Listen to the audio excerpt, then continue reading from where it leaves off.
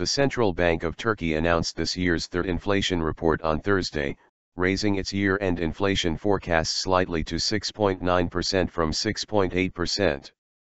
Central Bank Governor Erdem Basci said he expected the Turkish economy to grow moderately in the second half of this year. However, signaled growth rate might stay below the government's medium-term program forecast of 4%. Basci also said he expected an improvement in the current account deficit this year. Although the central bank governor said cautious monetary policies would remain until desired levels in inflation are reached, Basci signaled the bank might evaluate simplifying its framework of interest rate policy.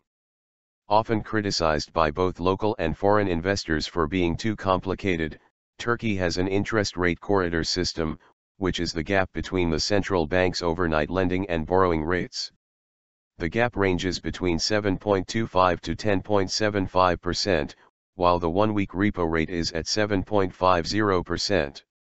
According to Basci, the three separate interest rates were introduced as a flexibility tool to cope with volatility during uncertain times. However, he said the bank was looking into possibilities with a single interest rate monetary policy, adding it may review its tolls if necessary.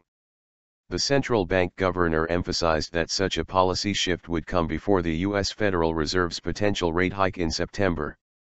The Fed is planning to hike its interest rates for the first time since 9 years, and there are fears about a sudden reversal of capital inflows to emerging markets.